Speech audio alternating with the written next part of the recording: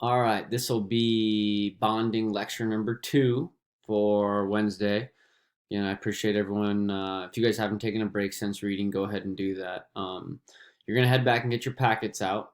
Keep your books with you if you haven't already put those back. But I appreciate everyone being flexible. We're going to make the most of it, and we'll have a nice lab towards the end of Thursday and on Friday on class over this stuff. So, the thing I wanted to draw your guys' attention to in our packets, identifying this whole idea of these different types of bonds is the numerical values that are going to come from some of your guys' periodic tables with electronegativities. If you noticed on page 166 in the book, there was this little guide on the side.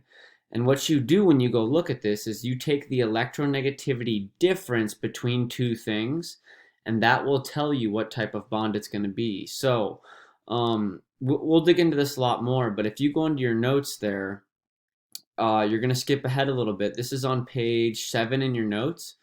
But right away, we can go fill out this middle part just so that we have it as we go here. So I'll kind of minimize it on the side of my screen. But if you go look, I'm on my wife's computer, so trying to work with this stuff. But if we go look, everybody, a great electronegativity difference for a nonpolar covalent bond, the range we're going to look for here is 0 to 0.3. So what that really means is that they're pretty similar and they're going to pull pretty equally. And what that really means is that they're sharing pretty equally. So the range for nonpolar is going to be 0 to 0.3. If we go look at polar covalent, this is a word we'll understand more as the semester goes on, but they're still sharing electrons, but one of them's a big bully. So if you go look, the range of electronegativities, when you subtract them, if it's between 0.3 and 1.7, that will mean it's still going to share, but one of them is going to be a bigger bully in terms of electronegativity, and it's not going to share very fairly. Last but least, we also know ionic is when one of them wants to lose and one of them wants to gain, and that's when it's a huge difference. It really means one of them's a weak stick, like a sodium, and one of them's big and strong, like chlorine, and that means the electronegativity difference over here is going to be between 1.7 and 3.3. Some of you guys might have already noticed francium and fluorine will be the reason this difference is 3.3. Francium being very, very not electronegative because it wants to lose, and fluorine wanting to gain. So with all that in mind, the only other thing I really wanted to get into today, so you guys started to see it, was the idea of, if we go back in our notes now, so quick break if we need it. Feel free to pause the video, Mrs. Becker. But otherwise, I just wanted to get into ionic bonding so that we can really build into it for our lab. So this will be on page 4 in your notes. And what we're actually going to start with is this idea called Lewis symbols, okay? So everyone get to page 4 in your notes. If we need to pause it, do so. Hopefully I'm talking slow. I haven't had coffee in a while. I just watched the girls absolutely curb stomp North Platte, so I was excited, but I haven't had too much caffeine. And what we're going to do is we're going to start at the top of page 4 here, where it says Lewis symbols and the Octet Rule. Now, what's great is, just like we've talked about all year, is that all these chapters build on each other. So electron configuration and periodic trends is going to keep coming up over and over and over again. So I don't want to go too fast, but let's read together here and really get to the gist of this. When we look at Lewis symbols, this is kind of our background information. The electrons involved in bonding are the, pause it if we need to, but everyone, we know that those are now the valence electrons, okay? We know that that is all in their outer shell. It's those s and those p orbitals. So for most atoms, those are in the highest occupied energy shell. We know that those are the furthest out, but it's really that idea of the valence level being the furthest away from the nucleus, so they're the easiest to bond and steal from. The guy who came up with this, his name was G.N. Lewis, which is why we now call these ideas Lewis symbols. And it's really kind of a shortcut. We don't always need to go draw out for chlorine, for instance. We don't always need to go draw 17 dots, okay? That's a little overkill, and we don't need to really talk about the orbitals anymore. We really just care about the fact that chlorine has 7 valence electrons. So when we go draw the Lewis structure for chlorine, we'll put 2 dots on top, 2 dots on the left, 2 dots on the bottom, and 1 dot on the right to show that that chlorine has 7 valence electrons. And that starts to really help us to understand the whole idea of the octet rule and that chlorine is not stable. It needs one more, which is why it wants to be -1. We know that's all about its electronegativity and its stable noble gas configuration it can get. So we know that it's the octet rule that states atoms will gain, like all the nonmetals, they'll gain.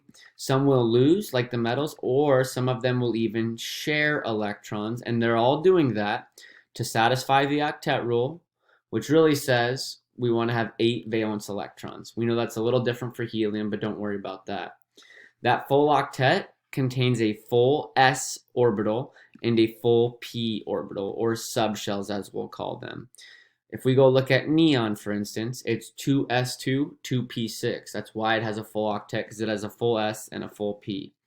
So getting into this now, I think I alluded to this. Why don't we pause the video, but why don't you guys go try to draw the rest of the Lewis dot structures for these? So Mrs. Becker, go ahead and pause the video, but remember what you guys are going to draw are the number of dots based on the number of valence electrons that these have. So go ahead and pause it. Why don't you guys partner up?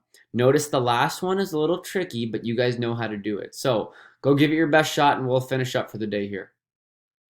All right, I had to go let the dogs in. They were barking at the squirrels. Hopefully you guys got a chance to try to draw these. So I'm going to buzz through them a little fast, but I think you guys will get the hang of it.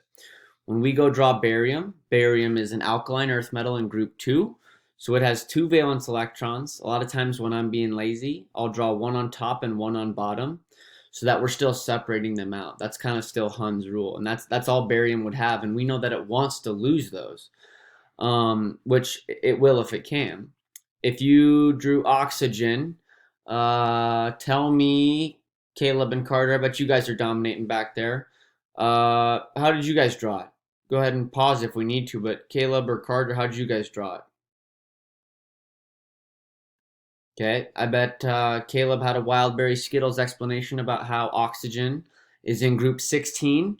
We know that 16 minus 10 gives us the fact that oxygen has 6 valence electrons.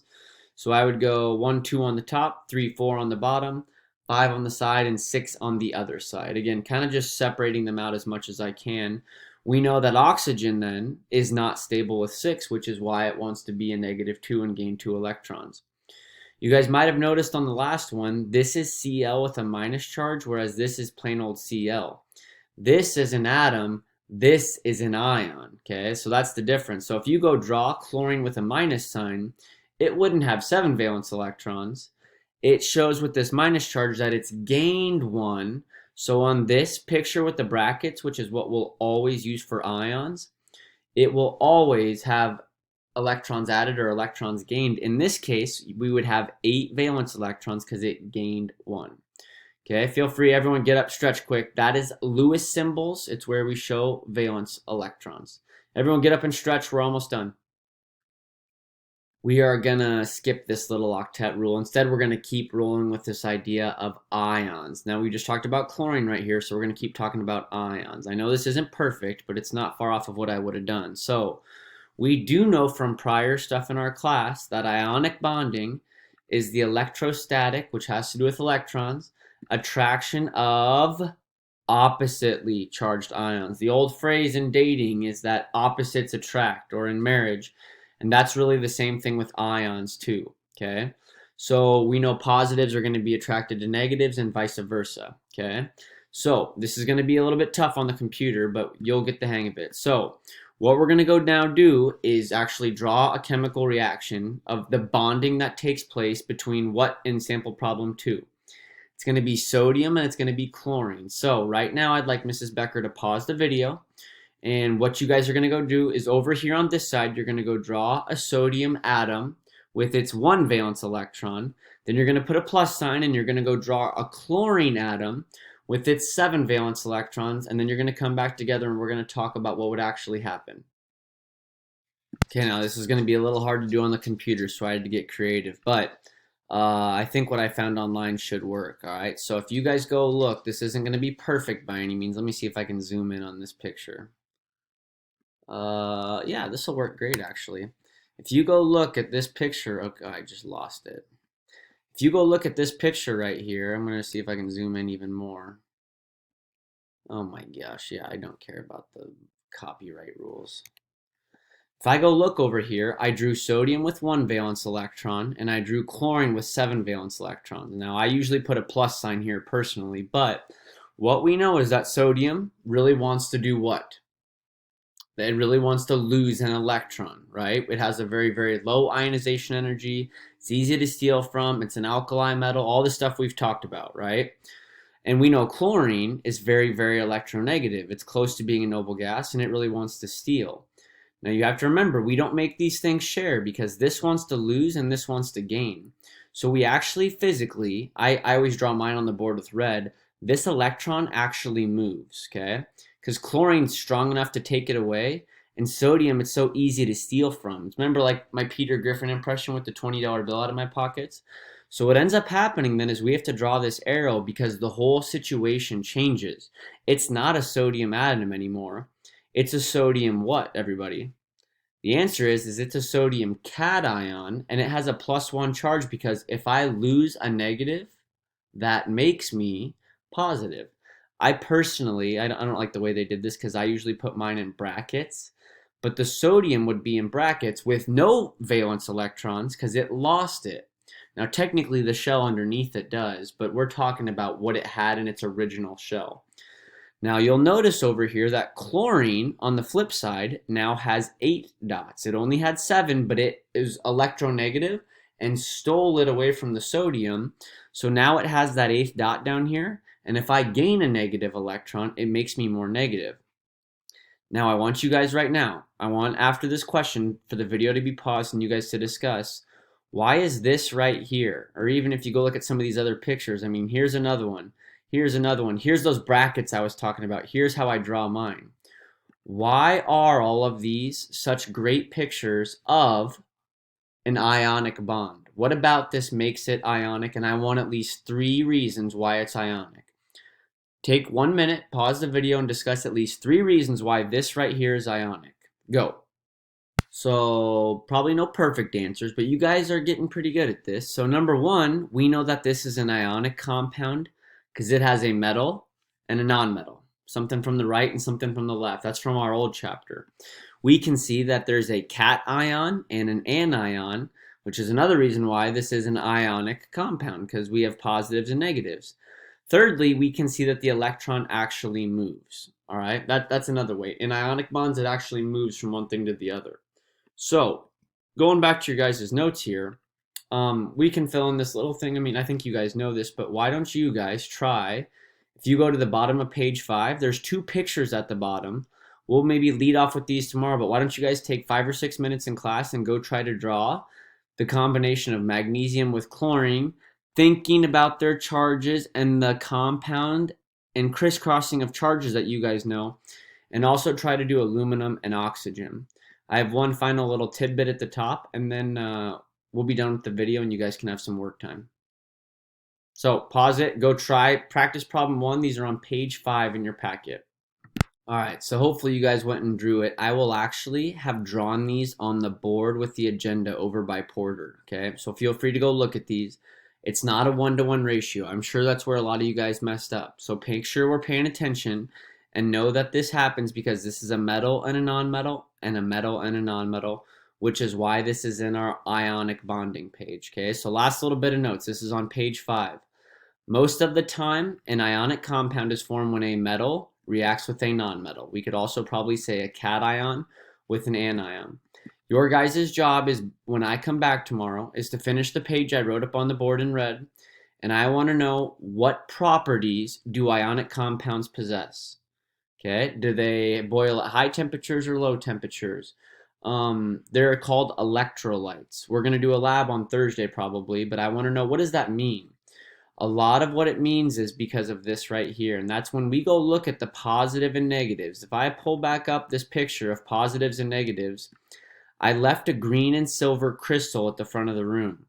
Those are exactly this picture right here, and it's what salt looks like under a microscope. What that special arrangement is called is a crystal lattice. Lattice, just like this word down here. This is how ionic compounds form.